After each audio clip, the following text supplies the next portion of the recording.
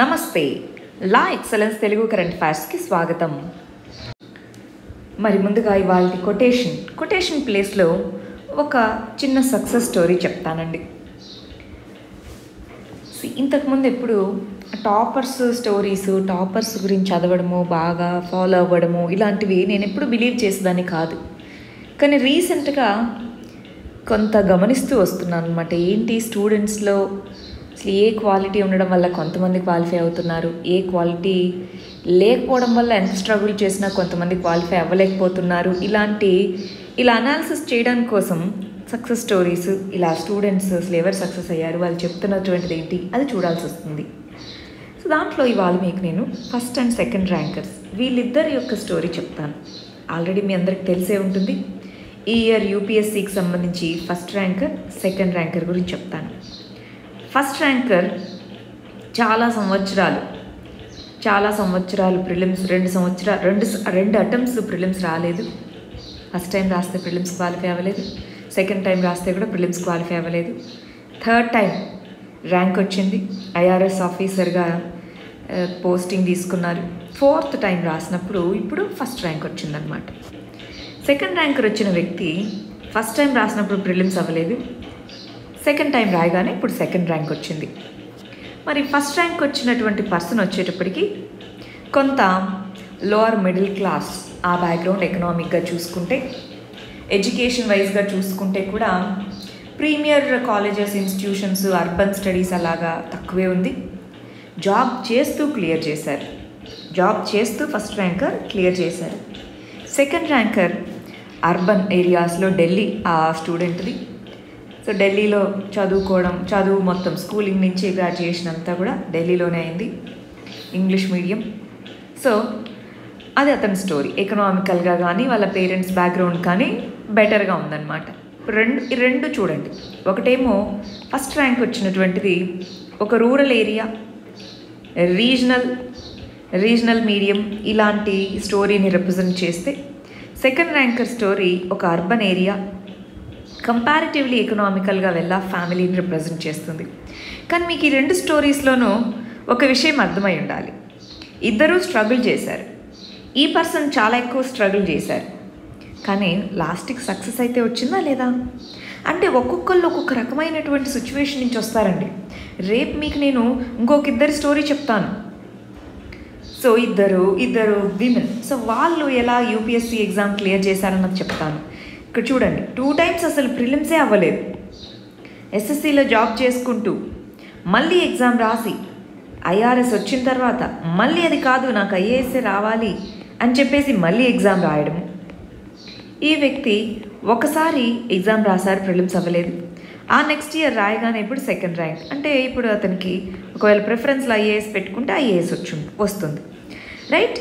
So ఇద్దరిలోనూ చాలా family background కానీ, educational background కానీ అన్నిట్లోనూ తేడాలు ఉన్నప్పటికీ ఇప్పుడు ఈక్వివలెంట్ అయిపోయిందా? ఎడ్యుకేషన్ అనేటటువంటిది చాలా ఇన్ఈక్వాలిటీస్ని ఈక్వల్ చేసేస్తుందండి. దానికి ఉదాహరణ ఇది ఒకటనమాట. సో ఇప్పుడు చాలామంది చెప్తుంటారు, మేము స్కూల్లో వీటిలో యావరేజ్గా చదివే వాళ్ళం, మేము క్లియర్ చేస్తామా? ఇవన్నీ చేయొచ్చు. చాలామందికి మీకు చూపిస్తున్నది కూడా అదే, ఇక్కడ చెప్తున్న స్టోరీ కూడా అదే, రైట్? పాస్ అవుతే చాలు, గ్రాడ్యుయేషన్లో పాస్ అయ్యి ఉండి ఇప్పుడు చెయ్యాలి అన్న పట్టుదల ఉండాలి. అదొక్కటే అండి. ఒక స్టూడెంట్కి నేను ఇది సాధించాలి అన్న పట్టుదల ఉంటే ఏది రాకున్నా సరే నేర్చుకొని మరీ చేస్తారు కదా. ఏదైనా నేర్చుకోవడమే కదా.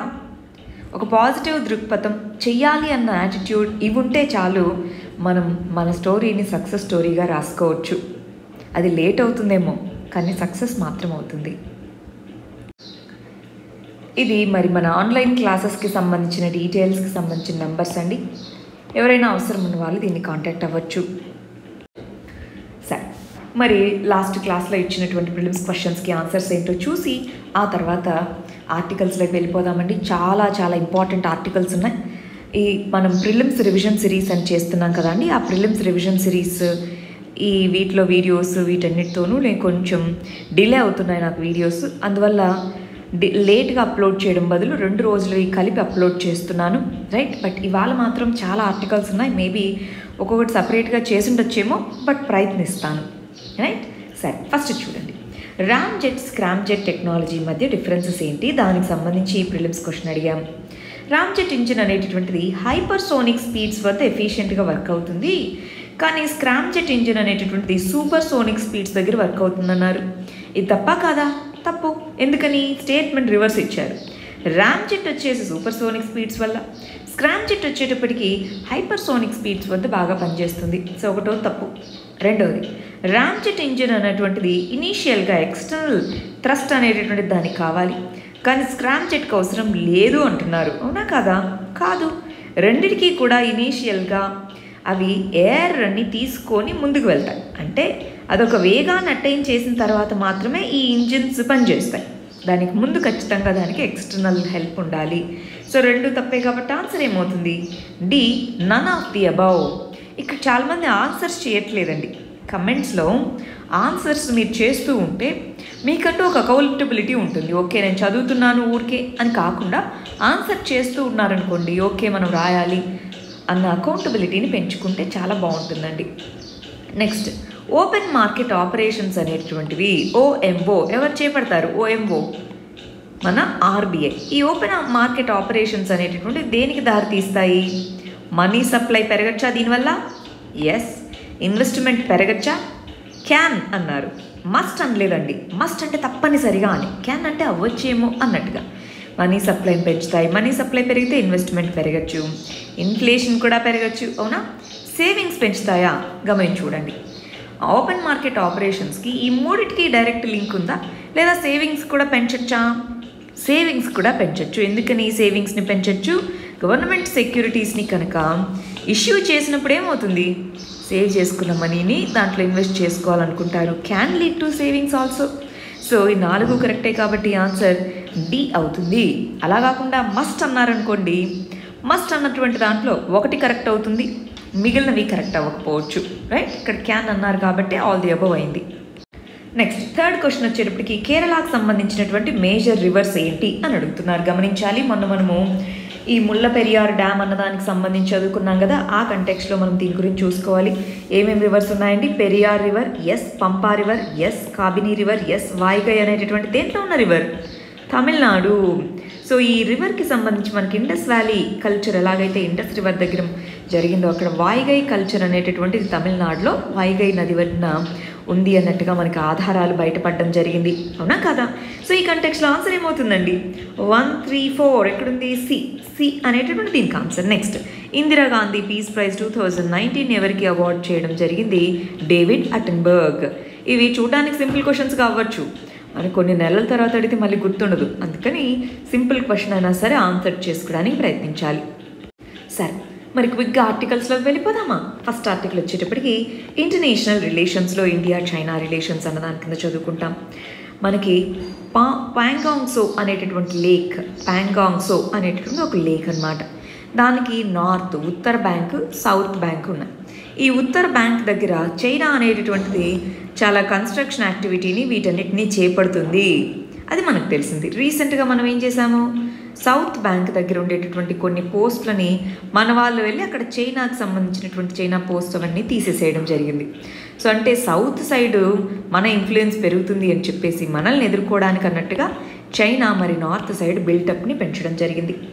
రెండు సైడ్స్ కూడా ఫైరింగ్ జరిగింది అన్నట్టుగా చెప్తున్నారు. మనకి ఏంటి అంటే అండి, ఫైరింగ్ అనేటటువంటిది యుద్ధం సమయంలోనే జరగాలి, పీస్ టైంలో జరగకూడదు అనేది. 1962లో ఇండియా చైనా మధ్య వార్ జరిగింది, అప్పుడు ఫైరింగ్ జరిగింది. ఆ తర్వాత 1975లో నార్త్ ఈస్ట్ ప్రదేశంలో చిన్నగా ఫైరింగ్ జరిగింది. మన సైడ్ నుంచి కొంతమంది సోల్జర్స్ చనిపోయారు. ఆ తర్వాత ఎప్పుడూ జరగలేదు.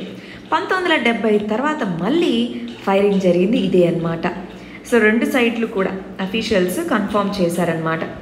ఇదిగో మన వాళ్ళు ఫైరింగ్ అనేది జరపాల్సి వచ్చింది అన్నట్టుగా చెప్పారు. రైట్? ప్యాంగాంగ్ సో లేక్ ఎక్కడుంది? ఫైరింగ్ జరిగిందన్న విషయము, నార్త్ బ్యాంక్, సౌత్ బ్యాంక్, ఇవన్నీ ఒకసారి ఆ వర్డ్స్ని జాగ్రత్తగా చూసుకుంటూ ఉండండి. మరి ఇలాంటి టైంలో మనకి ఇంటర్నేషనల్గా ఏం జరుగుతుంది?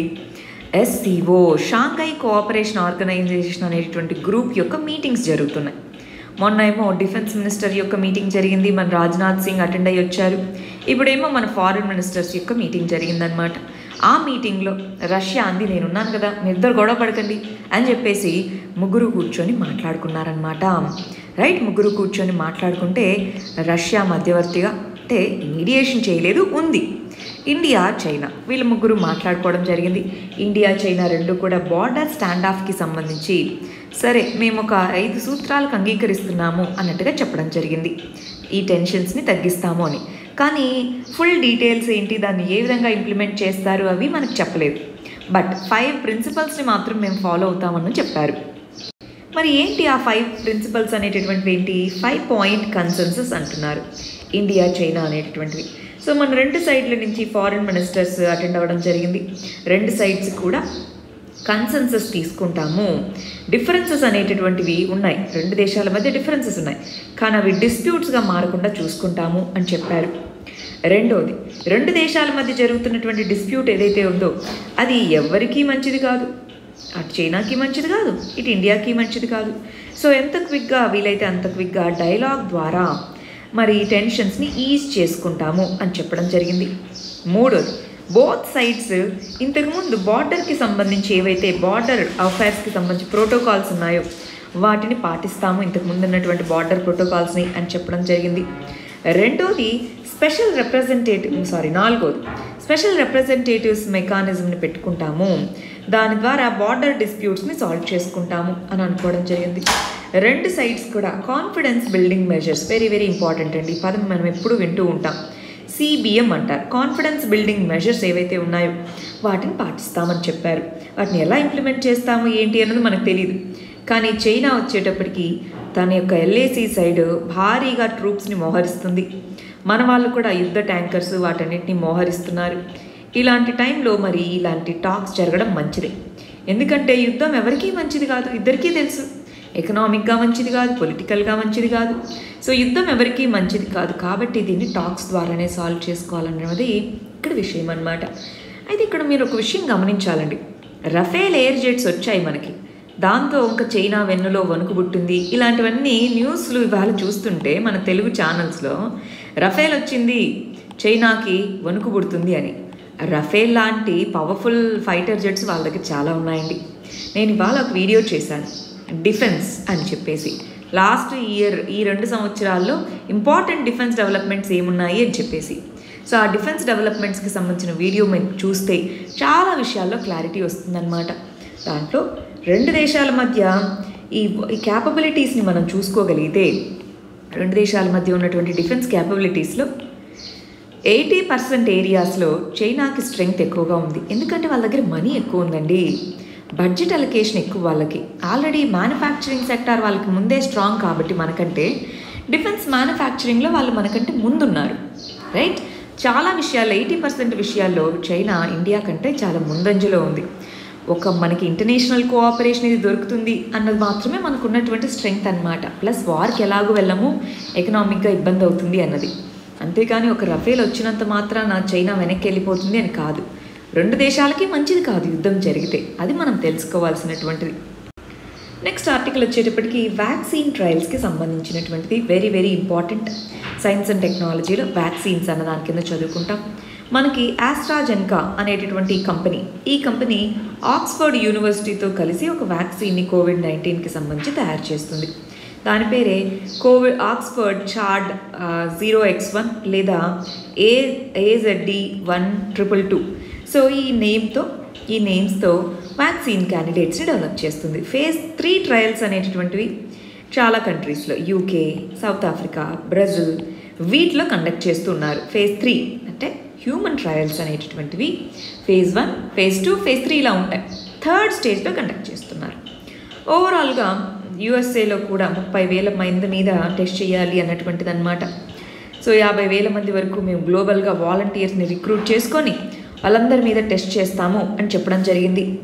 సైడ్ ఎఫెక్ట్స్ అనేటటువంటివి చూడడం జరిగింది అని చెప్తున్నారు. రైట్, కొన్ని సైడ్ ఎఫెక్ట్ చూశారు అంటున్నారు. దాంతో మన వాళ్ళు ఏం చేశారు, వీళ్ళు ఆస్ట్రాజెన్కా అనేటటువంటి కంపెనీ ఏదైతే ఉందో యూకేలో వ్యాక్సిన్ ట్రయల్స్ ఏవైతే ఉన్నాయో వాటిని పాజ్ చేసింది. పాజ్ అంటే ఏంటి, టెంపరీగా ఆపేసింది అనమాట. మరి మన ఇండియా అనేటటువంటిది ప్రపంచంలో ఉత్పత్తి అయ్యేటటువంటి 70% వ్యాక్సిన్స్ మన ఇండియాలోనే ఉత్పత్తి అవుతాయి. ఉత్పత్తి అవ్వడం అంటే ఏంటి? టెక్నాలజీని కనుక్కొని రీసెర్చ్ చేసి ఆ ఫార్ములాని ఇచ్చి మన దేశంలో ప్రొడక్షన్, వ్యాక్సిన్ మ్యానుఫ్యాక్చరింగ్ కంపెనీస్ చాలా ఉన్నాయి, చాలా పెద్దవి. సో వాటి దగ్గర మ్యానుఫ్యాక్చర్ చేయించుకుంటారు అంతే అనమాట. సో అలాంటి వాటిలో మనకి సీరం ఇన్స్టిట్యూట్ ఆఫ్ ఇండియా, ఇది ఒక ప్రైవేట్ ఫార్మా కంపెనీ అనమాట. సీరం ఇన్స్టిట్యూట్ ఆఫ్ ఇండియా అనేటటువంటిది ఆస్ట్రాజెనకా, ఆక్స్ఫర్డ్ యూనియన్ యొక్క ఈ వ్యాక్సిన్ ఏదైతే ఉందో దాన్ని మేము మా ఇండియాలో ట్రయల్ చేస్తామని తీసుకుంది. మరి వాళ్ళు ఇక్కడ ఆస్ట్రాజెనకా పాజ్ చేసిన తర్వాత కూడా చేయలేదు. దాంతో ఎవరు అడిగారు? మన drug controller general of India వచ్చేటప్పటికి, ఇదిగో అయ్యా నువ్వేమో, వాళ్ళేమో ఆపారు, అసలు కనుగొన్నది వాళ్ళు, నువ్వేం ఇంకా ఆపలేదు అని. సో దాంతో పాజ్ చేసింది, వ్యాక్సిన్ ట్రయల్స్ని పాజ్ చేసింది అంటున్నారు. Drug controller of India, drug controller general of India అనేది పదవి. డ్రగ్ కంట్రోలర్ ఆఫ్ ఇండియా అనేటటువంటిది ఇన్స్టిట్యూట్ లాగా అనమాట, ఆ డిపార్ట్మెంట్ లాగా అనమాట. Drug controller of India, drug controller general of India అనేది పర్సన్, రైట్? ఆ పొజిషన్ రెండు కూడా ఒకటే. సరే, ఇక్కడ ఒకసారి వ్యాక్సిన్స్ చూడండి. అసలు వ్యాక్సిన్స్ అంటే ఏంటి? ఇన్యాక్టివేటెడ్గా కానీ, వీకెండ్ ఫామ్లో కానీ, వైరస్ కానీ, బ్యాక్టీరియా కానీ ఏదైతే ప్యాథోజన్ ఉంటుందో దాన్ని బాడీలోకి ఎంటర్ చేపిస్తారు. దాన్ని తట్టుకునే విధంగా మన బాడీలో యాంటీబాడీస్ ఉత్పత్తి అవుతాయి. సో ఒకవేళ నిజంగానే అటువంటి యాంటీజెన్ కనుక మన బాడీలోకి వస్తే అప్పుడు అది ఫైట్ చేస్తుంది మన బాడీ. అలాగా వ్యాక్సిన్స్ పనిచేస్తాయి. ఫస్ట్ అసలు వైరస్ కానీ దాన్ని ఐడెంటిఫై చేయడము, దాన్ని ప్రీ క్లినికల్ ట్రయల్స్లో ముందు ఆ కెమికల్ ఫార్ములాని దాన్ని కనుగొనడము, యానిమల్స్ మీద దాన్ని ప్రయోగించడము, ఆ తర్వాత హ్యూమన్స్ మీద phase 1 టెస్టింగ్, phase 2లో ఇంకొంతమంది మీద, phase 3లో చాలా ఎక్కువ మంది మీద ట్రయల్స్ చేస్తారు. వాటన్నిటిలోనూ ఎస్ ఇది సేఫ్గా ఉంది, ఎఫిషియెంట్గా పనిచేస్తుంది అనుకున్నప్పుడు phase 4లో మ్యానుఫ్యాక్చరింగ్కి వెళ్తారు. మ్యానుఫ్యాక్చరింగ్కి వెళ్ళిన తర్వాత అప్రూవల్ వస్తుంది. అప్రూవల్ తర్వాత అందరికీ జనరల్గా యూజ్ చేస్తారనమాట. మరి ఈ phase 1, 2, 3లో కొంతమంది వాలంటీర్స్ని రిక్రూట్ చేసుకుంటారు. వాళ్ళకి అన్ని రకాల సేఫ్టీ చర్యలు తీసుకొని మనీ ఇచ్చి అన్ని వాలంటరీగానే వాళ్ళు ప్రయోగం చేయించుకోవడానికి వస్తారనమాట, రైట్? ఇప్పుడు phase 3 ట్రయల్స్లో మరి ఇబ్బంది వచ్చింది అన్నారు. ఇక్కడ ఒక విషయం గుర్తుపెట్టుకోవాలండి. ఎస్, ఇప్పుడున్న పరిస్థితుల్లో వ్యాక్సిన్ కావాలి, కానీ దానికోసం సేఫ్టీ ఎఫిషియన్సీని పోగొట్టుకునేలాగా త్వరగా ఏదో ఒకటి డెవలప్ చేసేయండి అన్నది ఉండకూడదు. రీసెంట్గా మనం ఈ పదం కూడా విన్నాం, వ్యాక్సిన్ నేషనలిజం అని. ట్రంప్ వచ్చేటప్పటికి ఇదిగో నా ఎన్నికలు వచ్చేలోపు ఖచ్చితంగా వ్యాక్సిన్ని యుఎస్ఏనే డెవలప్ చేయాలి అని చెప్పడము. సో ఇలా ఫోర్స్ చేయడము, వ్యాక్సిన్ నేషనలిజము. ఇప్పుడు స్పుత్నిక్ 5 అన్నారు. దీంట్లో కూడా phase 3 ట్రయల్స్ ఇంకా కంప్లీట్ అవ్వలేదు. సో ఇలాగ మనము త్వర పడ్డం కాదు, పేషెంట్స్ జీవితాలు అవి, మీ డబ్బులు కాదు, మీ పేరు కాదు, పేషెంట్స్ జీవితాలు, మనుషుల జీవితాలు.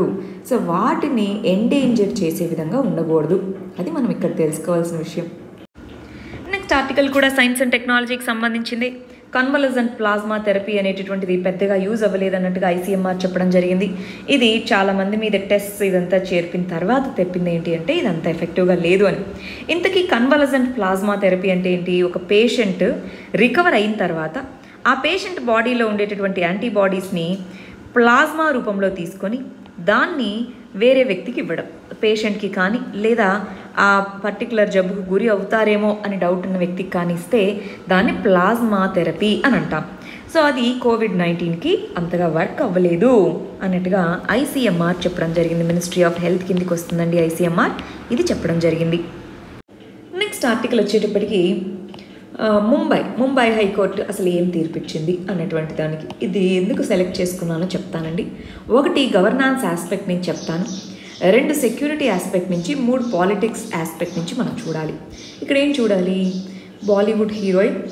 సో ఈమెకి Y+ కేటగిరీ సెక్యూరిటీ ఇచ్చారు. సో అసలు ఆ Y+ కేటగిరీ సెక్యూరిటీ ఏంటి, అది ఎవరికి ఇస్తారు, ఎందుకు ఇస్తారో చూద్దాం. రెండోది, ఇప్పుడు ఆఫీస్ బిల్డింగ్ ఏదైతే ఉందో ఆ బిల్డింగ్ని మరి ఆ మున్సిపల్ కార్పొరేషన్ ఏదైతే ఉందో అది కూల్చివేయడం జరిగింది. హైకోర్టు స్టే ఇవ్వగానే ఆపేసిందని చెప్పారు. సో ఇప్పుడు చాలామంది బయాస్డ్గా ఇదిగో మన యూట్యూబ్స్లో మీడియాస్లో కూల్చివేయడం తప్పు అని కొంతమంది, కరెక్టే అని కొంతమంది అంటున్నారు. కానీ గమనించాలి, ఇర్రెగ్యులారిటీస్ ఉన్నటువంటి బిల్డింగ్స్ ఏవైతే ఉంటాయో, ఇర్రెగ్యులర్గా గవర్నమెంట్ రూల్స్ని పాటించకుండా కట్టినటువంటి బిల్డింగ్స్ని కూల్చివేయడం అనేటటువంటిది చట్టపరంగా కరెక్టే, అవునా కదా? చట్టపరంగా కరెక్టే, కానీ ఆ చట్టాన్ని మనకిష్టం వచ్చినప్పుడు వాడుకోకూడదు, సెలెక్టివ్గా వాడుకోకూడదు.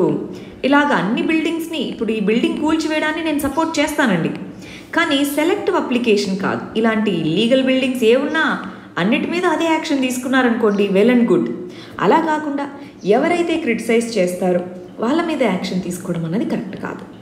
ఈ చర్య అయితే కరెక్టే, బిల్డింగ్ని కూల్చివేయాలి, ఎందుకంటే ఆ బిల్డింగ్ ఇర్రెగ్యులారిటీస్ ఉన్నాయి కాబట్టి, చట్టానికి వ్యతిరేకంగా కట్టారు కాబట్టి కూల్చివేయడం కరెక్టే.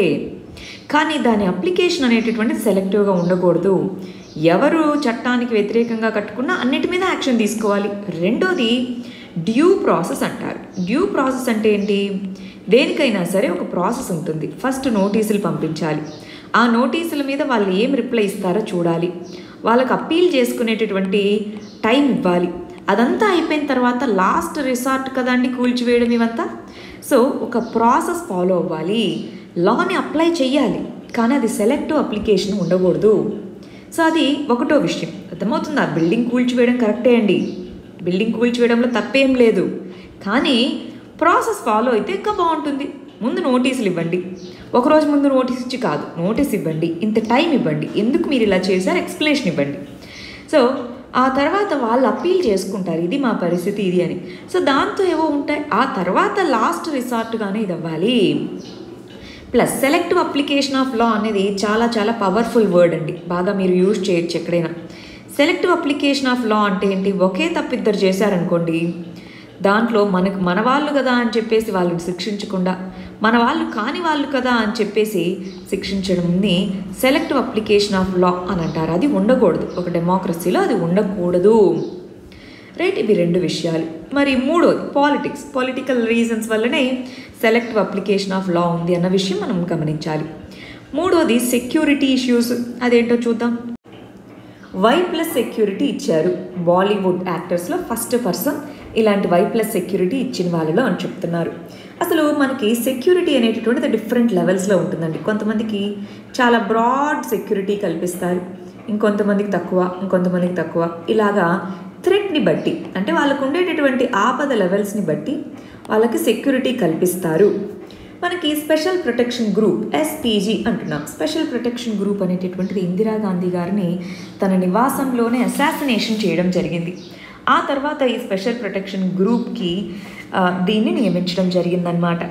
ఫ్యామిలీస్ ప్రైమ్ మినిస్టర్కి మరియు ఇంతకుముందు గత ప్రైమ్ మినిస్టర్ యొక్క ఫ్యామిలీ 5 సంవత్సరాల వరకు అనమాట. వాళ్ళ టెన్యూర్ ఎండ్ అయిన తర్వాత 5 సంవత్సరాల వరకు ప్రస్తుతం ఉన్నటువంటి ప్రైమ్ మినిస్టర్కి స్పెషల్ ప్రొటెక్షన్ గ్రూప్ సెక్యూరిటీ కల్పిస్తుంది. ఇది చాలా బ్రాడ్, చాలా స్పెషలైజ్డ్గా ట్రైన్ చేయబడినటువంటి పీపుల్ అనమాట. నెక్స్ట్ లెవెల్కి వచ్చేటప్పటికి Z+ కేటగిరీ. Z+ కేటగిరీ ఇది జనరల్గా అండి, ఇక్కడ YZ అంటున్నామే, అవి ఈ అలైన్మెంట్లో పీపుల్ ఉంటారని చెప్పుకోవచ్చు.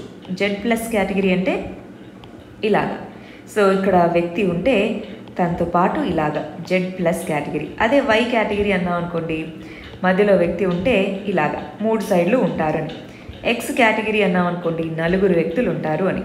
రైట్, సో జస్ట్ ఆ నేమ్ వాళ్ళ అలైన్మెంట్ని బట్టి ఆ నేమ్స్ ఇచ్చారనమాట.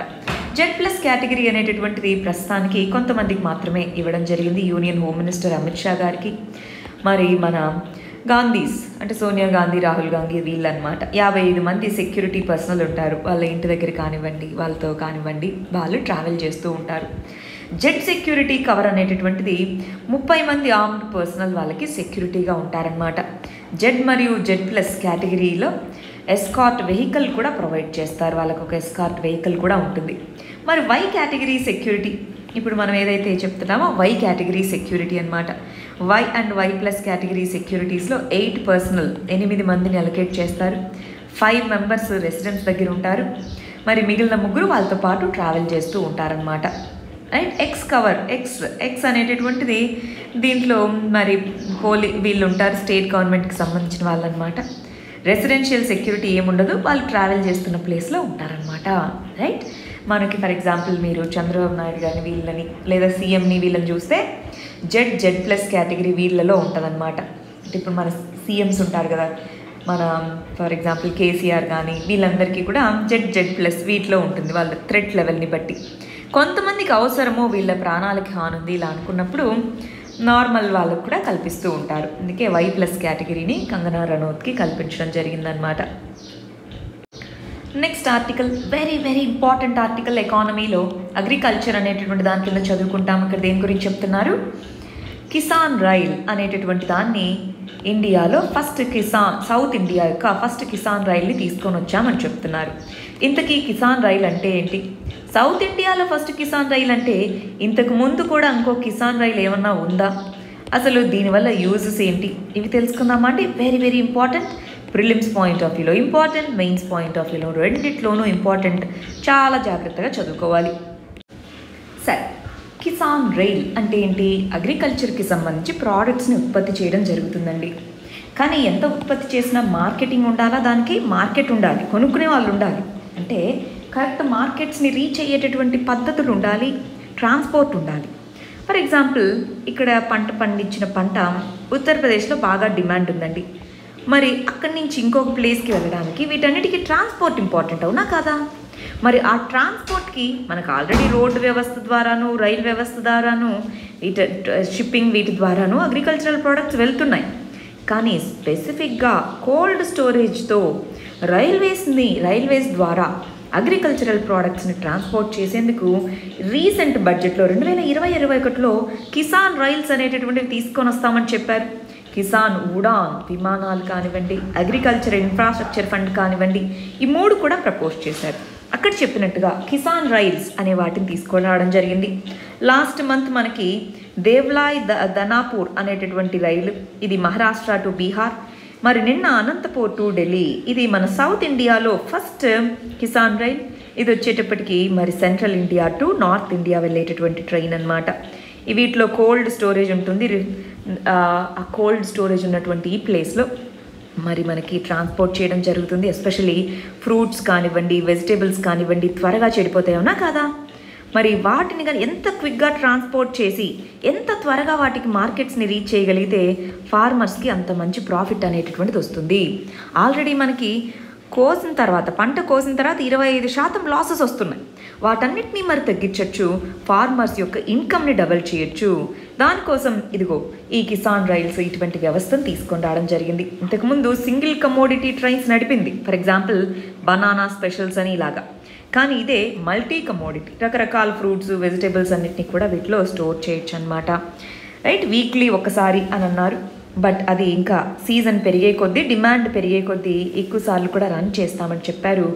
చాలా మంచి ఇనిషియేటివ్ అండి, వెరీ వెరీ గుడ్ ఇనిషియేటివ్.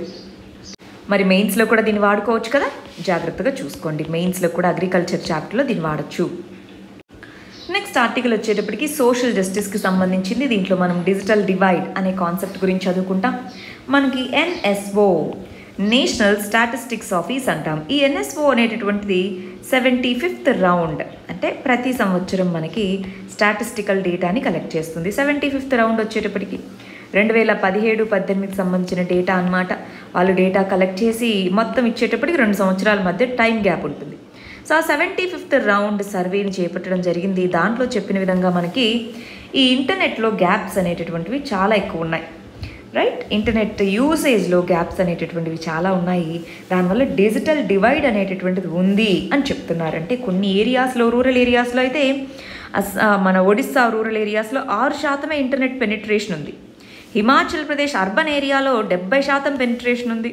అంటే చూస్తున్నారా ఎంత గ్యాప్ ఉందో. మళ్ళీ హిమాచల్ ప్రదేశ్ రూరల్ ఏరియాస్లో తక్కువే ఉంది. అంటే రూరల్, అర్బన్, స్టేట్ వైజ్గా ఇలా చాలా గ్యాప్స్ అనేటటువంటివి ఎగ్జిస్ట్ అయ్యి ఉన్నాయి. మరి ఇలాంటి టైంలో ఏ విధంగా మనకి ఆన్లైన్ క్లాసెస్ ఇవన్నీ కూడా చూడండి, పిల్లలకి పూర్ కనెక్టివిటీ ఆఫ్ ఇంటర్నెట్ అనేటటువంటిది ఒక భారంగా మిగలబోతుంది. అది మనం ఇక్కడ తెలుసుకోవాల్సినటువంటి విషయం. వెరీ వెరీ ఇంపార్టెంట్ అండి. ఈ డిజిటల్ డివైడ్ని కనుక మనము ఫిల్ చేయకపోతే చాలా నష్టపోయేటటువంటి అవకాశం ఉంది. కానీ ఈ డేటా 2 సంవత్సరాల క్రితంది. ఇప్పుడు జియో ఇవి వచ్చిన తర్వాత స్మార్ట్ ఫోన్ మార్కెట్ బాగా పెరిగింది. లాస్ట్ 2 ఇయర్స్లో అండి స్మార్ట్ ఫోన్ మార్కెట్ బాగా పెరిగింది. సో NSO చెప్పింది ఏంటి, ఫైనల్గా భారతదేశంలో 24% మందికే ఇంటర్నెట్ యాక్సెస్ ఉంది అంది. కానీ ఈ 2 ఇయర్స్ కనుక ఒకవేళ క్యాలిక్యులేట్ చేసుంటే ఆ రేట్ ఇంకా ఎక్కువ పెరిగేటటువంటి అవకాశం ఉంది. అవునా కాదా? ప్రాక్టికల్గా చూసి చూడండి చుట్టుపక్కల. సో మరి ఏం చేద్దాము? ఈ డిజిటల్ డివైడ్ అనేటటువంటిది తగ్గించడానికి ఏం చేద్దాము? మరి దానికి సంబంధించి నేను ఒక మెయిన్స్ క్వశ్చన్ ఇస్తానండి, దానికి ఆన్సర్ చేయడానికి ప్రయత్నిస్తారా? డిజిటల్ డివైడ్ అనేటటువంటిది తగ్గించడానికి ఆల్రెడీ గవర్నమెంట్ ఎన్నో మెజర్స్ తీసుకుంది. మరి వాటిలో డిజిటల్ ఇండియా మిషన్ అనేటటువంటిది ఇంపార్టెంట్ మెజర్ అనమాట. డిజిటల్ ఇండియా మిషన్ అనేటటువంటి తీసుకోవడం జరిగింది. డిజిటల్ ఇండియా కింద డిజిటల్ ఇన్ఫ్రాస్ట్రక్చర్ని బిల్డ్ చేస్తామని చెప్పారు. దానికోసం national optical fibre cable network అనేటటువంటిది, national mission on optical fibre cable అనేటటువంటి ఒక మిషన్ని తీసుకొని వచ్చింది. ఇలాగ ఎన్నో రకాలు తీసుకున్నప్పటికి కూడా మనం ఇందాక చూసాం కదా, తక్కువగానే ఉంది. అయితే ఓవరాల్గా మనం విదేశాల్లో చూస్తే గూగుల్ యొక్క లూన్ అనేటటువంటి ప్రాజెక్ట్ ఏం లేదండి, సింపుల్గా బెలూన్స్ని పైకి పంపించి ఆ బెలూన్స్లో రిసీవర్ ట్రాన్స్మిటర్ ఉంటుంది.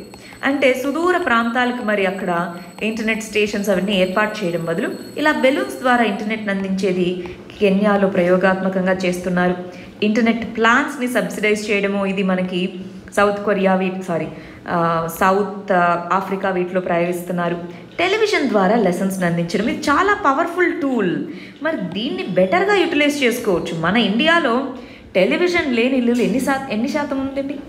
మనం చిన్న పూరి గుడిసె చూసినా సరే టెలివిజన్స్ కనిపిస్తూ ఉంటాయి మనకు, అవునా?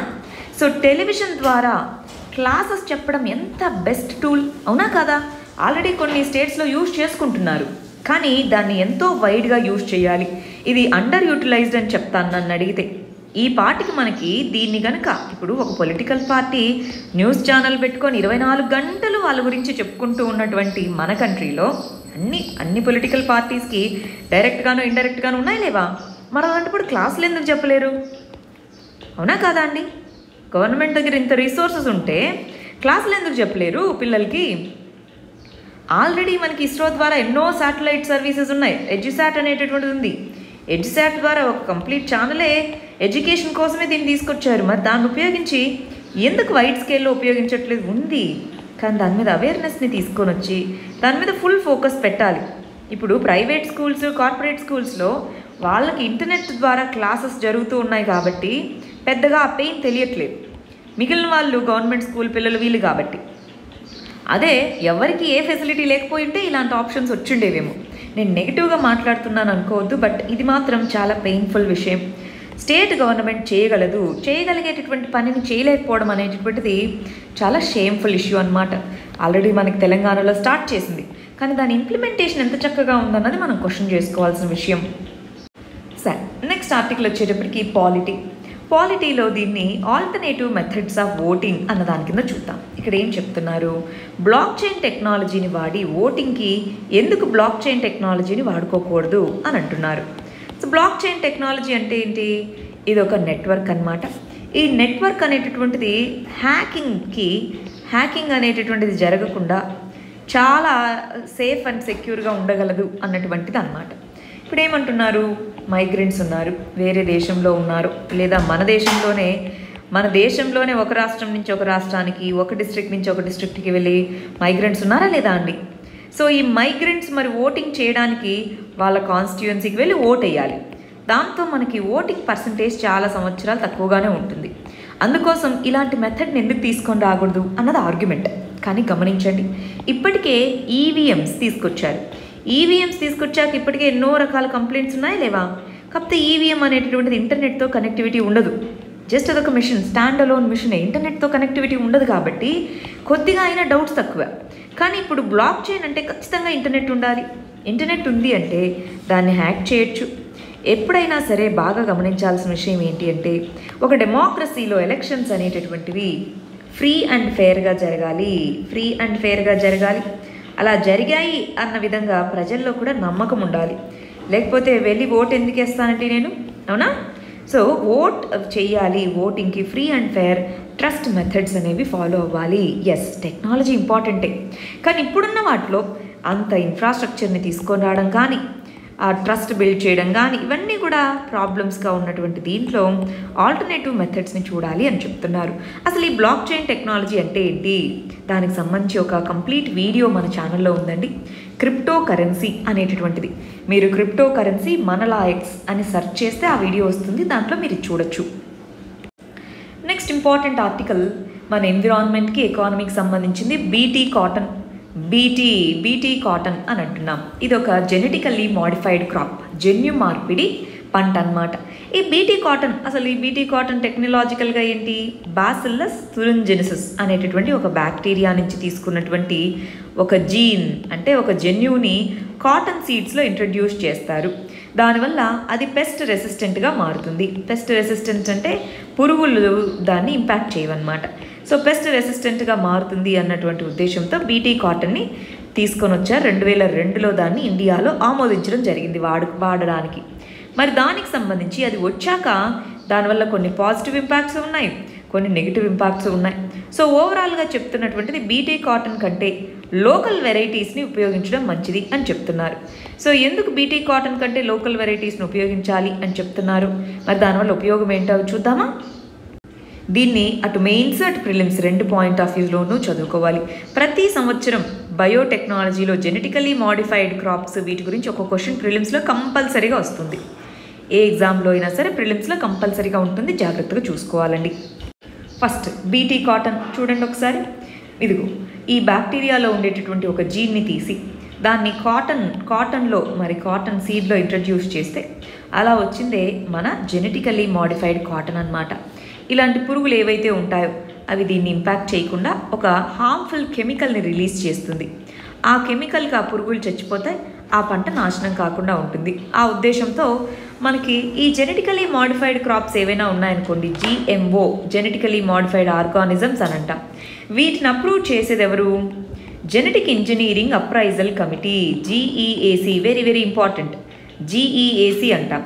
ఈ GEAC అనేటటువంటిది మనకి మినిస్ట్రీ ఆఫ్ ఎన్విరాన్మెంట్ కింద వస్తుంది.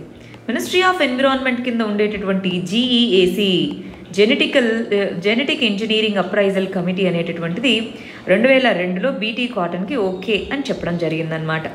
ఆ తర్వాత నుంచి ఎలాంటి ఇంపాక్ట్స్ ఉన్నాయి ఏంటి మనం ఇప్పుడు చూద్దాం. ఫస్ట్ బీటీ కాటన్ ఇంట్రడ్యూస్ చేయడం ద్వారా మనకి ఏ విధమైనటువంటి అడ్వాంటేజెస్ వచ్చాయి. ఒకటోది కాటన్ ప్రొడక్షన్ అనేది పెరిగింది అన్నారు. కాటన్ ప్రొడక్షన్ అనేటటువంటిది పెరిగింది. ఓవరాల్గా ఇండియా అనేటటువంటిది కాటన్ ఉత్పత్తి పెరగడం జరిగింది. రెండోది ఇంకేం చెప్పారు, పెస్టిసైడ్స్ ఏవైతే ఉన్నాయో పెస్టిసైడ్స్ కొని వాడాలి ఇంతకుముందు ఎక్కువగా. సో ఇప్పుడు ఆ పెస్టిసైడ్స్ కొనుక్కోవాల్సినటువంటి ఆ ఖర్చు తగ్గింది, ఎందుకంటే దాంట్లోనే పెస్టిసైడ్ అనేటటువంటిది ఉంది కాబట్టి. మూడోది దానికి సంబంధించినటువంటి కాటన్ సోన్ ఏరియా ఎంతైతే ఏరియా పండిస్తున్నారో అది పెరగడం జరిగింది. ఇవి మనకు చెప్పినటువంటివి. ఇది పెరగడం జరిగింది, ఇండియాలో కాటన్ ఉత్పత్తి పెరగడం జరిగింది, పెస్టిసైడ్ యూజ్ తగ్గింది అన్నారు. మరి ప్రాబ్లమ్స్ ఏమేమి ఉన్నాయి, వీటిలో ప్రాబ్లమ్స్ వచ్చేటప్పటికి ఒకటి ఎన్విరాన్మెంటల్ ప్రాబ్లమ్స్. ఏం ఎన్విరాన్మెంటల్ ప్రాబ్లం అంటే ఏంటి, ఇక్కడ ఒకే క్రాప్ అయిపోయింది. ఇప్పుడు బీటీ కాటన్ అనేటటువంటిది మిగిలిన అన్ని రకాలైనటువంటి కాటన్ విత్తనాలని అది మరి రీప్లేస్ చేయడం జరిగింది. దాంతో మోనోక్రాపింగ్కి వెళ్ళిపోయారు. అదొక ప్రాబ్లం. రెండోది వచ్చేటప్పటికి ఈ సీడ్స్ ఏవైతే ఉన్నాయో దానికి ఇన్పుట్ కాస్ట్ బాగా పెరిగింది. సీడ్స్ ప్రతి సంవత్సరం కొనాలి, terminator seeds. So input cost అనేటటువంటిది పెరిగిపోయింది. మూడోది వీటికి ఈ పెస్ట్ రెసిస్టెంట్ వెరైటీస్ అనేవి మొదలయ్యాయి. ఇప్పుడు పురుగులు ఆ పెస్టిసైడ్ రెసిస్టెంట్ అనేవి పెరిగాయి అన్నమాట. పెస్టిసైడ్ రెసిస్టెన్స్ అనేటటువంటిది పెరగడం జరిగింది. కాటన్ బోల్వామ్ ఏదైతే ఉందో బీటీ కాటన్ అయినా సరే ఇంపాక్ట్ చేసేస్తుంది. ఇది మరి ఈ రెండింటిని ఇక్కడ చూడండి. ఎన్విరాన్మెంటల్గా చూసేటప్పటికి హార్మ్ఫుల్ కెమికల్స్ ఏవైతే ఉన్నాయో ఎన్విరాన్మెంటల్గా సాయిల్ డిగ్రేడేషన్కి వీటికి సాయిల్ క్వాలిటీని తగ్గిస్తూ ఉన్నాయన్నమాట. ఇలాంటి ప్రాబ్లమ్స్ ఉన్న సందర్భంలో ఈ ఆర్టికల్లో ఏం చెప్తున్నారంటే, అవును కాటన్ ఎంత ఏరియాలో పెంచారో అది పెరిగింది, పెస్టిసైడ్ యూజ్ తగ్గింది, కాటన్ ప్రొడక్షన్ పెరిగింది. కానీ ఈ మనం ఏదైతే క్యాలిక్యులేట్ చేశామో ఆ టైంలో అదర్ ఫ్యాక్టర్స్ వల్ల కూడా ఇదైంది. ఒక్క GM క్రాప్స్ని ఇంట్రడ్యూస్ చేశామని కాదు, అదర్ ఫ్యాక్టర్స్, ఫర్టిలైజర్స్ బాగా పెరిగాయి, ఫార్మర్స్కి మార్కెట్లో ధర ఉంది కదా అని ఎక్కువ భాగం వేస్తూ వచ్చారు. అంతేకాని ఓన్లీ బీటీ కాటన్ ఉంది అని కాదు అంటున్నారు.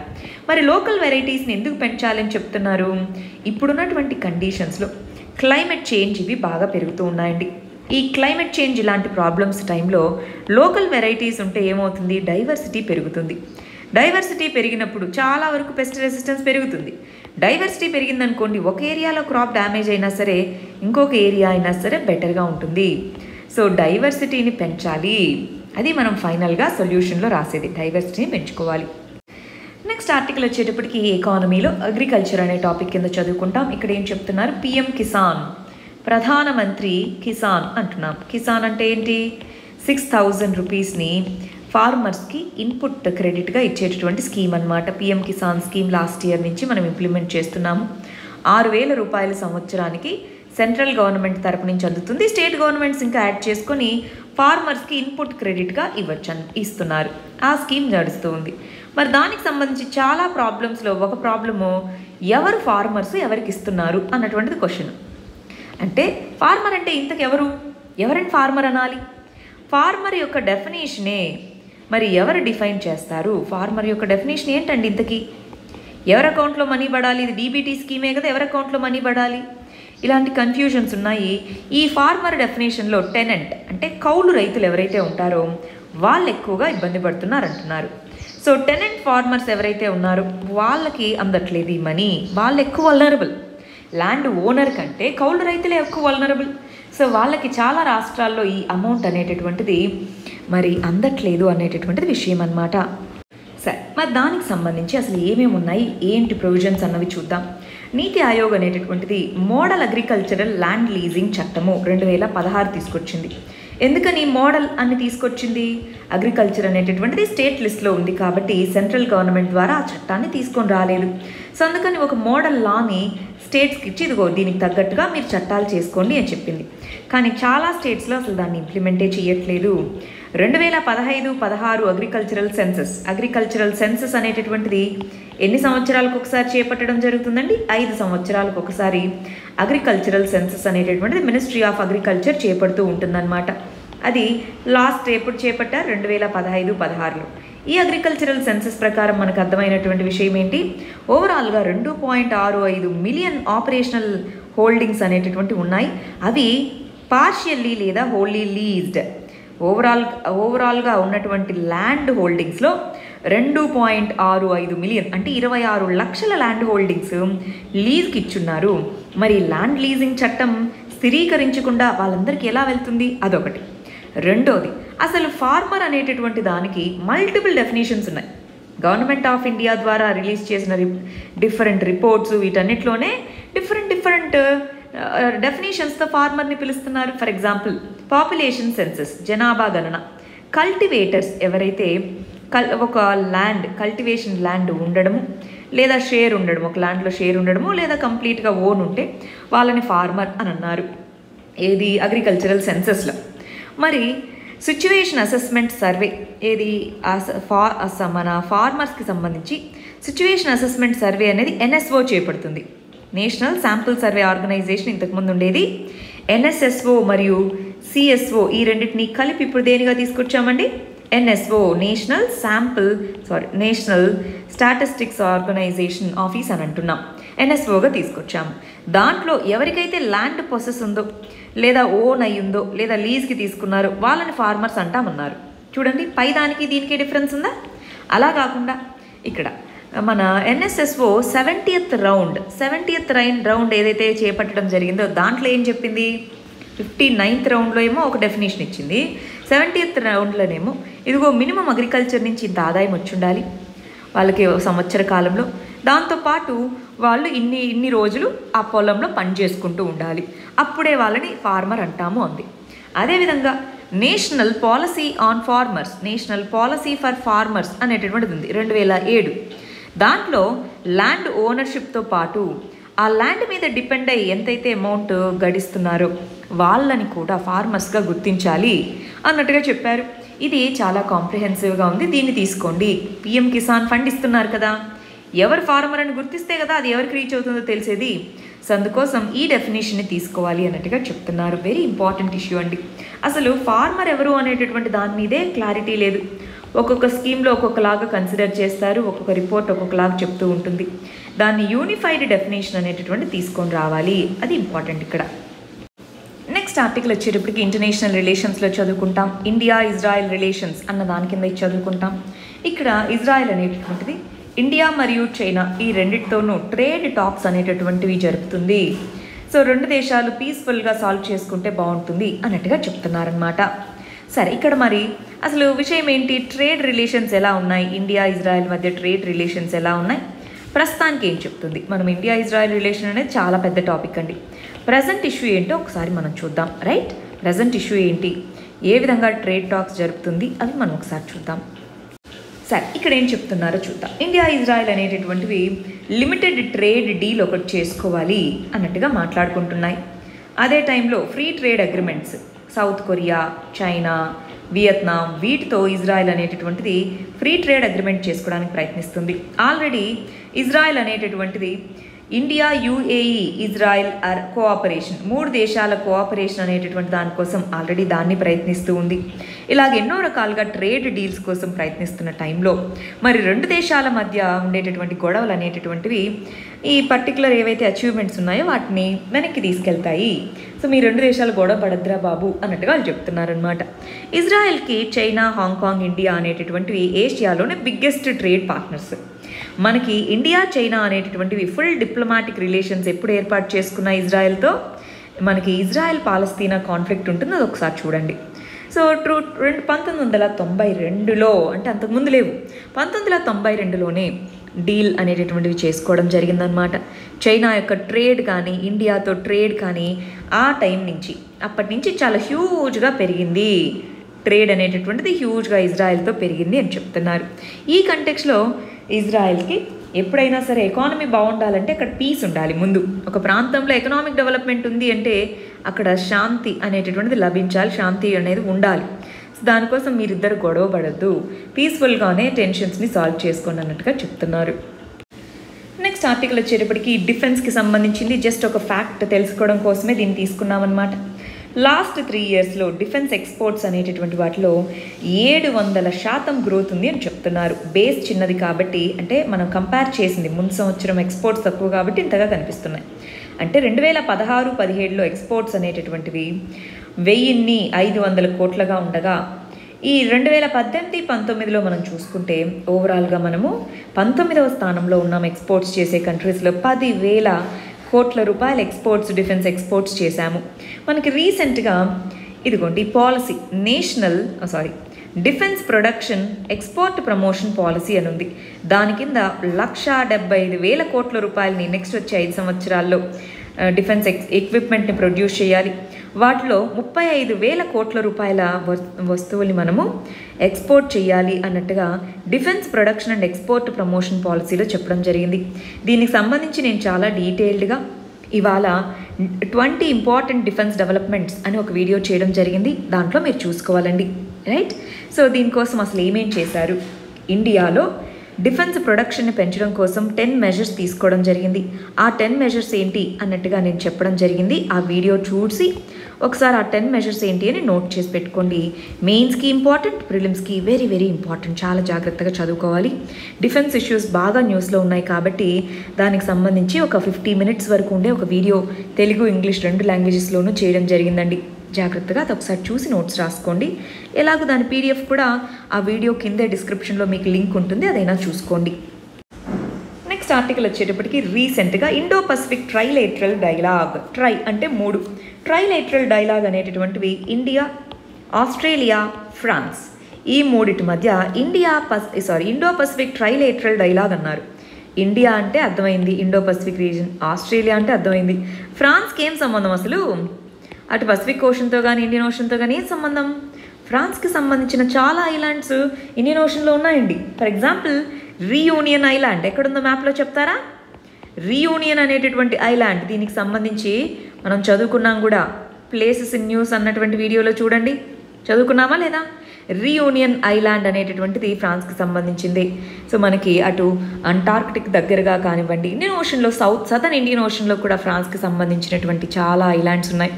సో ఈ 3 దేశాలు ఇండో పసిఫిక్ రీజన్లో, ఈ 3 దేశాలకి ఇంట్రెస్ట్ ఉందన్నమాట. ఈ కంటెక్స్లో వీళ్ళ 3 మీటింగ్ చేపట్టడం జరిగింది అని అంటున్నారు. మ్యారీటైమ్ సెక్టార్లో కోఆపరేషన్కి 3 దేశాలు కూడా అగ్రీ చేసుకున్నాయి. గ్లోబల్ కామన్స్ అయినటువంటి క్లైమేట్, ఎన్విరాన్మెంట్, బయోడైవర్సిటీ, హెల్త్ వీటన్నిటి మీద కలిసి జాయింట్గా చర్యలు చేపడతాము. మల్టీలేటరల్ ఇన్స్టిట్యూషన్స్ని సెటప్ చేస్తాము. మల్టీలేటరలిజంని ప్రమోట్ చేస్తాము, ప్రస్తుతం ఉన్నటువంటి ఛాలెంజెస్ని ఎదుర్కొనేదానికి ప్రయత్నిస్తాము అన్నట్టుగా చెప్పడం జరిగింది. నెక్స్ట్ ఆర్టికల్ వచ్చేటప్పటికి మన ట్రంప్ గురించి. మన ట్రంప్కి నోబెల్ ప్రైజ్ ఇవ్వాలి అన్నట్టుగా నార్వేకి సంబంధించిన ఒక ఎంపీ నామినేట్ చేయడం జరిగిందనమాట. సో చాలామంది ఎగతాళి చేస్తున్నారు, కానీ ట్రంప్ వచ్చాక చాలా వాటిలో కొంత పీస్ తీసుకురావడానికి ప్రయత్నించారు. మీతో ఎందుకు మేము వెళ్ళిపోతున్నాం అన్నట్టుగా. అవి ఇర్రెస్పాన్సిబుల్ చర్యలే అయినప్పటికీ పీస్ని తీసుకొని రావడానికి అయితే ప్రయత్నించారు. ఫర్ ఎగ్జాంపుల్, నార్త్ కొరియాతో మీటింగ్ చేపట్టారు. నార్త్ కొరియన్ లీడర్ కిమ్ ఇద్దరు కలిసి నడిచారు కదా, చాలాసేపు చూసుంటారు ఫోటోగ్రాఫ్స్. నార్త్ కొరియాతో పీస్ తీసుకొని రావడం కానీ, రీసెంట్గా యుఏఈ డీల్ కానివ్వండి, సిరియాలో మరి ఐఎస్తో ఫైట్ చేయడం కానివ్వండి, రైట్. ఇప్పుడు మరి ఇరాన్ ఇవి పాజిటివ్స్, రైట్. గమనించారా? ఇవన్నీ పాజిటివ్స్ ఒక పక్క అయితే, నెగటివ్స్ ఇరాన్తో కాన్ఫ్లిక్ట్ తీసుకొని రావడం కానీ, చైనా ప్రాంతంలో పీస్ఫుల్ ప్రాసెస్ ఉన్నాయా?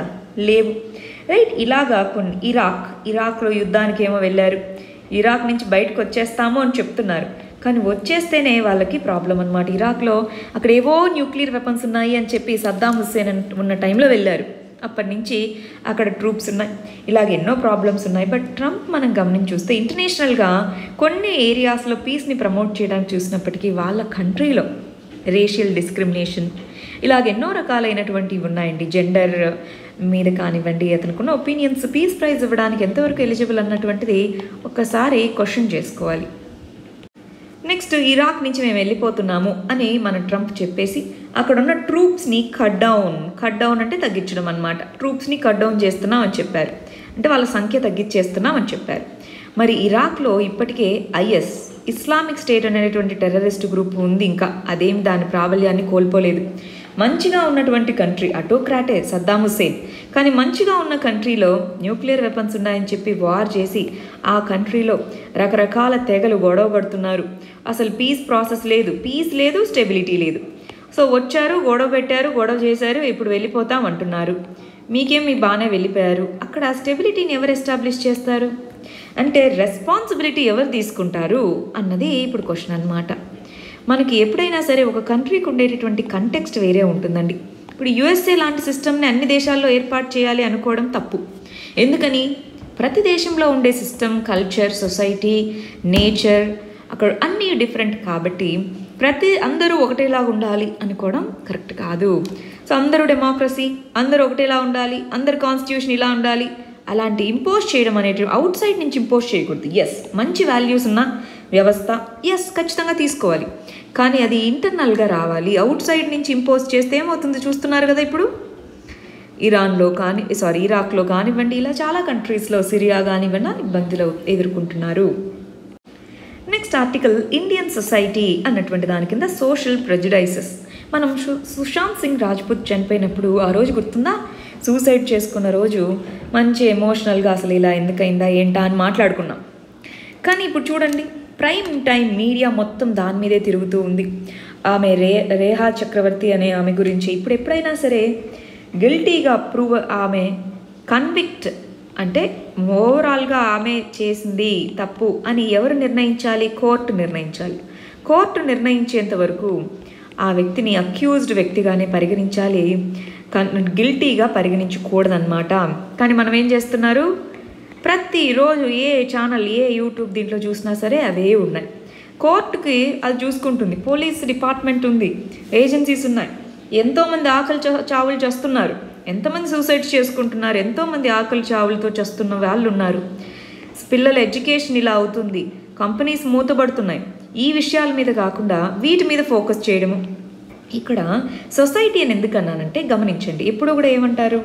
సో ఈమె మనీ కోసం, జనరల్గా మెన్ అండ్ విమెన్ ఈ రిలేషన్ని ఇలా చూస్తుంటారు చూడండి. మనీ కోసమే అతనితో ఉంది, మోసం చేసి మనీ తీసుకెళ్ళడానికి అన్నటువంటిది. సో అలాగా ఆ యాటిట్యూడ్, అంటే విమెన్ మనీ కోసమే బాయ్ ఫ్రెండ్, గర్ల్ ఫ్రెండ్ ఈ రిలేషన్ అన్న ఆ యాటిట్యూడ్తో చాలామంది మాట్లాడుతూ ఉన్నారు. అందరిని కాదండి, సో మాట్లాడుతూ ఉండడం కానివ్వండి. సో ఇలాంటి వీటి మీద కమెంట్స్ ఇవన్నీ కూడా సొసైటీలో ఉన్నటువంటి జెండర్ ప్రెజుడైసెస్ గురించి చెప్తున్నాయి. మేబీ తను ఎందుకు చేసింది అన్నది సో ఇప్పుడు అంటున్నారు కదా, డ్రగ్ కేసు, మనీ లాండరింగ్ కేసుని అవన్నీ కోర్ట్స్ నిర్ణయిస్తాయి, ఇన్వెస్టిగేటింగ్ ఏజెన్సీస్ నిర్ణయిస్తాయి. కానీ ముందుగానే ఆ ఫ్యామిలీ మీద, ఆ వ్యక్తి మీద అన్ని ముద్రలు ముందుగానే వేసేయడం, ఫైనల్గా ప్రూవ్ అవ్వకముందే, అది ప్రెజుడైజ్ని సూచిస్తుంది అని చెప్తున్నారు. ఆలోచించండి ఒకసారి.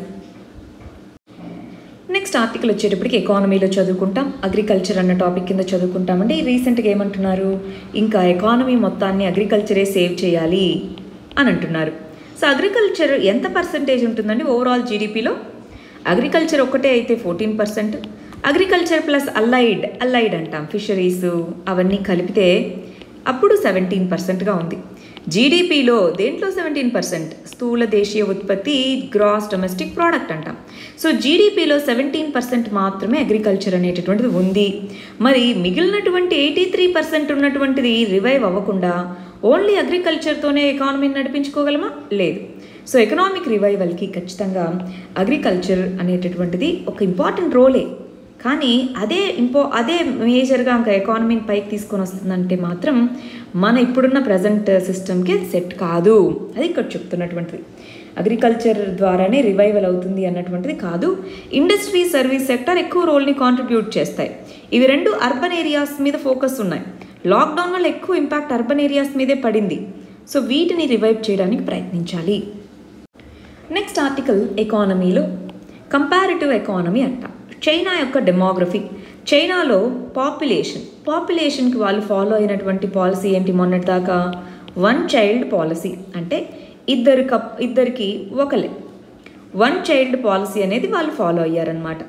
దాంతో వచ్చే కొద్ది ఏమవుతుందండి, ఇద్దరికి ఒకళ్ళు అంటే ముసలి వాళ్ళ సంఖ్య పెరుగుతూ ఉంటుంది, యంగ్ పీపుల్ సంఖ్య తగ్గుతూ ఉంటుంది. సో ఒక ఎస్టిమేట్ ప్రకారం చెప్పేటటువంటిది ఏంటి, ఇప్పుడు ఉన్నటువంటి పాపులేషన్ మనకి నెక్స్ట్ 2050కి $1 బిలియన్ దగ్గర వరకు వస్తే, 1 బిలియన్ పీపుల్ వరకు వస్తే 2100 కల్లా 480 మిలియనే ఉంటారు. అంటే ఏజింగ్ పాపులేషన్ వస్తుంది. ఏజింగ్ పాపులేషన్ వచ్చినప్పుడు వాళ్ళు డిపెండెంట్స్ అవుతారా, ప్రొడక్టివ్ పీపుల్ అవుతారా అండి? ఎకానమీ ఎప్పుడు గ్రో అవుతుంది? ఎక్కువ ప్రొడక్టివ్ పీపుల్ ఉన్నప్పుడు. సో చైనా యొక్క పాపులేషన్ పాలసీ అన్నటువంటిది ప్రొడక్టివ్ ఏజ్ గ్రూప్స్ నుంచి ఏజింగ్ ఏజ్ గ్రూప్స్కి మారుతుంది అన్నారు. కానీ మనం గమనించాలండి, చైనా అనుకుంటే పాలసీ ఇంపోజ్ చేసి మరి ఇప్పటి నుంచి 2 పిల్లలు ఉండాలి అని కూడా ఇలా రూల్స్ ద్వారా కూడా మార్చే అవకాశం కూడా ఉందన్నమాట. బట్ ప్రస్తుతానికి ఈ ఆర్టికల్లో ఎకనామిక్ గ్రోత్ తగ్గుతుంది, ఎందుకంటే ముసలి వాళ్ళు పెరుగుతారు కాబట్టి అని చెప్తున్నారు. బట్ మనకు తెలియదు ఫ్యూచర్ ఎలా ఉంటుందో. ఎందుకని? ఇప్పుడు టెక్నాలజీ ద్వారా గ్రోత్ని ప్రొడ్యూస్ చేసేటటువంటి అవకాశం ఉండేది ఉన్నాయి. హ్యూమన్ పీపుల్ని రీప్లేస్ చేసే టెక్నాలజీస్ చాలా వస్తున్నాయి. ఇప్పుడు ఆర్టిఫిషియల్ ఇంటెలిజెన్స్, రోబోటిక్స్ ఇవన్నీ వచ్చాక తక్కువ మంది పీపుల్ అవసరం అవుతుంది. సో అప్పుడు పాపులేషన్ తక్కువ ఉన్నా గ్రోత్ పెరగచ్చేమో, తెలీదు. బట్ ప్రస్తుతం ఉన్నట్టుగా ఉంటే ప్రొడక్టివ్ ఏజ్ తక్కువ మంది ఉన్నారు కాబట్టి గ్రోత్ తగ్గచ్చేమో అని చెప్తున్నారు ఇక్కడ. నెక్స్ట్ ఆర్టికల్ వచ్చేటప్పటికి పాలిటీలో చదువుకుంటాం. డిప్యూటీ స్పీకర్ యొక్క పోస్ట్ 15 నెలలుగా వేకెంట్గా ఉంది. దానికి సంబంధించి ఏంటి అని అడుగుతున్నారు. ఇంతకీ మన రాజ్యాంగంలో డిప్యూటీ స్పీకర్ అనే పదవి ఉందా ఇంతకీ? అది ముందు తెలుసుకోవాలి. రెండోది, ఒకవేళ ఉంటే దానికి సంబంధించి అపాయింట్మెంట్ ఏ విధంగా అవుతుంది? ఏ విధంగా అపాయింట్ చేస్తారా, లేదా ఎన్నిక అవ్వబడతారా? అపాయింట్మెంటా, లేదా ఎలెక్ట్ అవ్వాలా, ఏంటి, లేదా సెలెక్ట్ చేసుకోవాలా? ఏ విధంగా మరి డిప్యూటీ స్పీకర్ ఉంటుంది? మరి డిప్యూటీ స్పీకర్ యొక్క రోల్ ఏంటి? ప్రజెంట్ ఉన్నటువంటి సిచ్యువేషన్ ఏంటి? 4 విషయాలు తెలుసుకుందాం. దీన్ని ప్రిలిమ్స్లో అడిగేటటువంటి అవకాశం ఉంది, మెయిన్స్లో అడగరు. ప్రిలిమ్స్లో ఇది యూజ్ అవుతుందన్నమాట. గమనించాలండి, మనకి రాజ్యాంగంలో ఉంది. ఏ ఆర్టికల్లో? ఆర్టికల్ 93 కింద రాజ్యాంగంలో స్పీకర్ మరియు డిప్యూటీ స్పీకర్ దేనికి సంబంధించి? హౌస్ ఆఫ్ ద పీపుల్ అంటే ఏంటి?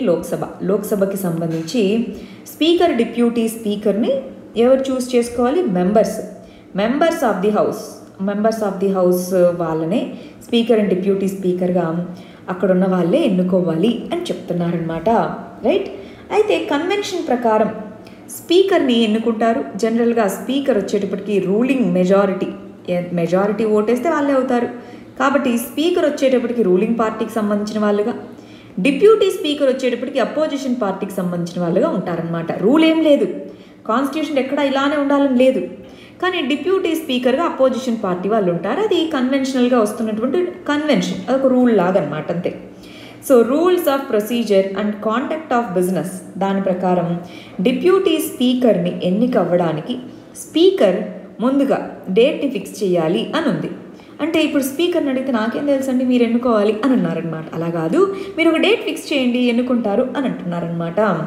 సో సింపుల్ మెజారిటీ ద్వారా అక్కడ ఉన్న సభ్యులు డిప్యూటీ స్పీకర్ని ఎన్నుకుంటారు.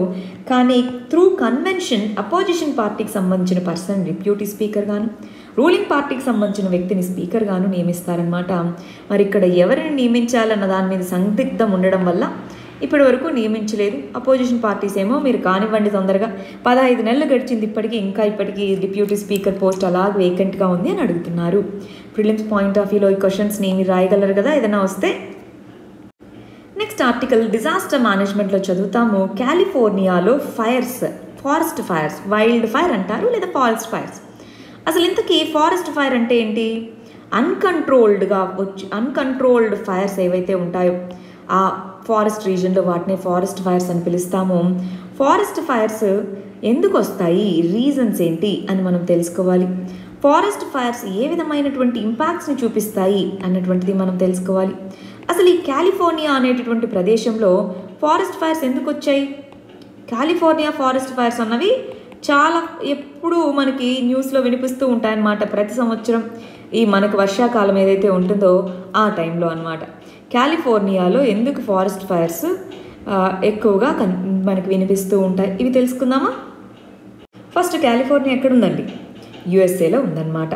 సో కాలిఫోర్నియాలో ఇదిగో ఈ ప్రాంతంలో మనకి ఈ కాలిఫోర్నియా ప్రాంతం అన్నమాట.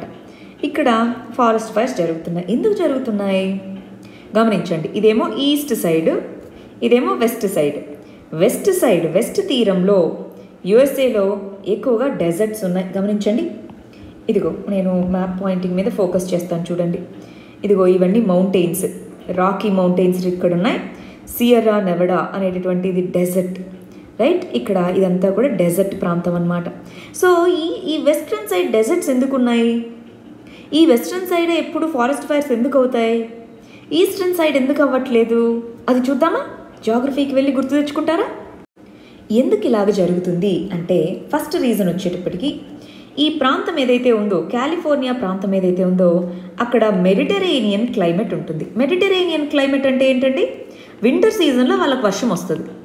వింటర్ సీజన్లో మాత్రమే వర్షం వస్తుంది. వెట్గా ఉండేది వింటర్ సీజన్లో అన్నమాట. మిగిలిన సీజన్స్లో డ్రై సీజన్ ఉంటుంది. సమ్మర్స్ డ్రైగా ఉంటాయి, మనకి సమ్మర్స్ హ్యూమిడ్గా ఉంటాయి కదా మన దగ్గర. సో వాళ్ళకి డ్రై సమ్మర్స్ అనేటటువంటి ఉంటాయి. వాటి వల్ల సమ్మర్లో ఎక్కువ డ్రై సమ్మర్స్ ఉన్నాయి. రీసెంట్గా వాళ్ళకి హీట్ వేవ్స్ అనేటటువంటివి, వడగాలులు ఇవి రావడం వల్ల చిన్న ఫైర్ వచ్చినా సరే మంటలు కారు చిచ్చులుగా మారాయి. అది ఒకటో రీజన్. రెండో రీజన్ బాగా గమనించండి. రెండో రీజన్ ఇది ఇక్కడ మీకు చూపిస్తున్నది ఓషన్ కరెంట్ అంటున్నాం. అంటే కోల్డ్ వాటర్ ఇలా వచ్చేటటువంటి కోల్డ్ కరెంట్ అంటాం. కోల్డ్ కరెంట్ అనేటటువంటిది మాయిశ్చర్ తక్కువగా ఉండడం వల్ల ఎక్కడైతే కోల్డ్ కరెంట్ వస్తూ ఉన్న ప్రదేశంలో అక్కడ డెజర్ట్స్ ఉంటాయి. అక్కడ మాయిశ్చర్, వర్షపాతం తక్కువగా ఉంటుంది. సో కాలిఫోర్నియా ప్రాంతంలో మనకి ఎక్కువగా డ్రాట్స్ సంభవిస్తూ ఉంటాయి. కోల్డ్ కరెంట్ వల్ల అక్కడ డ్రాట్స్ ఎక్కువగా సంభవిస్తూ ఉంటాయి. అవి రెండు రీజన్స్. మూడో రీజన్ ఏంటో తెలుసా? క్లైమేట్ చేంజ్, గ్లోబల్ వార్మింగ్, వీటి వల్ల. సో ఈ మూడు రీజన్స్ వల్ల కాలిఫోర్నియా రీజన్ ప్రతి సంవత్సరం మనకి ఏదో ఒక రకమైనటువంటి ఫారెస్ట్ ఫైర్స్ని ఎక్స్పీరియన్స్ చేస్తూ ఉంటుంది. ప్రిలిమ్స్లో చాలా ఇంపార్టెంట్.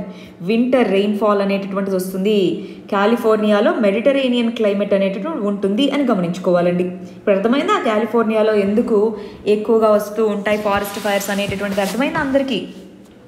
ఎవరైనా అసలు ఈ విషయాలే తెలియదు, మాకు ఓషన్ కరెంట్ అంటే తెలీదు, క్లైమేట్ అంటే తెలియదు అంటే ఒకసారి జాగ్రఫీ బుక్ చదివాక ఇది రివైజ్ చేసుకోండి.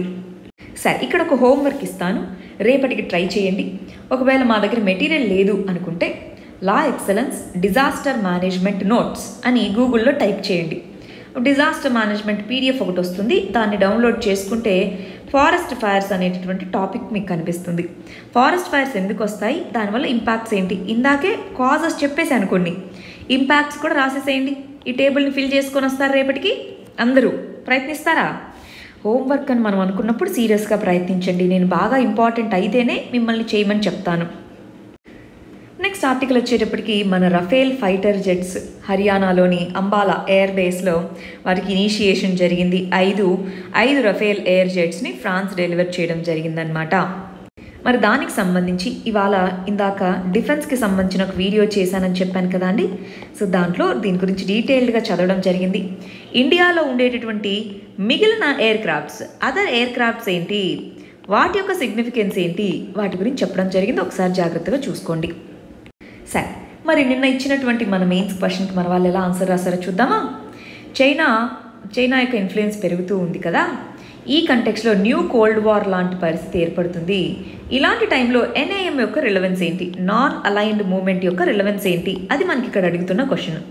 సో కోల్డ్ వార్ టైంలో ఈస్టర్న్ అలీస్ ఇలాగా ఇదైంది. కోల్డ్ వార్ టైంలో నాన్ అలైన్మెంట్ మూవ్మెంట్ అయింది. ఇప్పుడు ఉన్నటువంటి NAM యొక్క రిలవెన్స్ ఏంటి అని అంటున్నారు. మీరు ఇక్కడ అయిపోయిన దాని గురించి రాయకూడదండి. అది అయిపోయింది. USA, Soviet union. చైనా అని నేను స్పెసిఫిక్గా క్వశ్చన్లో ఇచ్చాను కదా. చైనా గురించి రాయాలి, రిలవెంట్గా రాయాలి. చైనా గురించి రాయండి.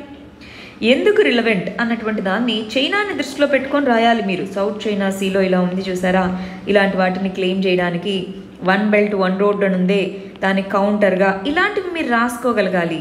అర్థమైందా? ఇవన్నీ మీరు ఎక్కడ సెర్చ్ చేసినా ఇవే పాయింట్స్ మనకు కనిపిస్తాయి. నామ్ రిలవెన్స్ అంటే చైనా స్పెసిఫిక్ పాయింట్స్ రాయాలి. అక్కడే మీ ఇమాజినేషన్ని కొద్దిగా వాడాలి. అందుకే మనం ఈ క్వశ్చన్ని స్పెసిఫిక్గా ఇచ్చామండి. ఇంకొద్దిగా బెటర్గా రాయాలి. చూసుకుంటారు కదా. సరే, ఇక్కడ చూడండి. కోల్డ్ వార్ టైంలో దీన్ని తీసుకొని వచ్చారు అని అంటున్నారు. చైనా మిస్ అవుతే ఎలాగా? చైనా అన్నది కదా నేను స్పెసిఫిక్గా ఇస్తూ ఉన్నాను, right? So relevance of NAM ఏంటి?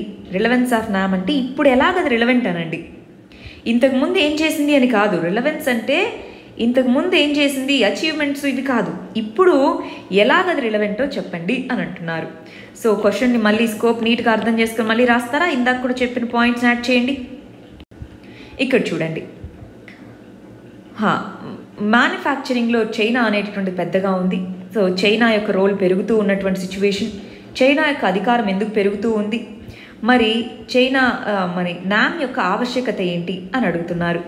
ఆవశ్యకత గురించి ఇదిగో రీసెంట్వి రాస్తున్నారు చూసారా. రూల్ బేస్డ్ పాలసీ, సమానత్వము, వ్యూహాత్మకము. ఇక్కడ చైనా రిలేటెడ్ పాయింట్స్ రాయాలండి కొన్నైనా సరే, రైట్? బట్ కంపారిటివ్లీ మిగిలిన వాళ్ళతో పోలిస్తే కొంచెం రిలవెంట్ పాయింట్స్ రాశారు. ఇంకా బెటర్గా రాయడానికి ప్రయత్నించాలి. ఇక్కడ చూడండి. గౌతమ్ బుద్ధ ఏం చెప్పారు? ఓకే, నామ్ అనేటటువంటిది ఈ మిడిల్ పాత్ లాగా తీసుకున్నాము. 1991లో ఇది ఇలాంటి రోల్ ప్లే చేయడం జరిగింది. ఇప్పుడు ఇలాంటి రోల్ అంటున్నారు. స్పెసిఫిక్గా చైనా అన్నటువంటిది మీరు ఫోకస్ చేసి రాయాలండి. అర్థమవుతుందా? అందరూ చైనాని ఫోకస్ చేయండి. పాయింట్స్ కూడా కొద్దిగా ఇవి ఓకే, పాయింట్స్ రాసినవి బెటర్గానే ఉన్నాయన్నమాట, రైట్? గ్లోబల్ ఆర్డర్లో ఓవరాల్గా NAM 2.0 అంటున్నారు. మీరు NAM 2.0కి సంబంధించి ఎక్కడ మెటీరియల్ చూసినా ఈ పాయింట్స్ మీకు దొరుకుతాయి. కొన్ని అడిషనల్ పాయింట్స్ మీరు చైనా రిలేటెడ్గా ఎలా కౌంటర్ చేయడానికి మరి మన NAM యూజ్ అవుతుందన్న విధంగా రాసుకోవాలి. సరే, ఇది ఇవాల్టి మన మెయిన్స్ క్వశ్చన్ అండి. ఇవి మన first set of prelims questions. ఇవి మన second set of prelims questions. వీటికి ఆన్సర్స్ కమెంట్ సెక్షన్లో ఇవ్వండి. రేపు మనం వీటికి కరెక్ట్ ఆన్సర్స్ ఏంటో చూద్దాం. All the very best. Thank you very much.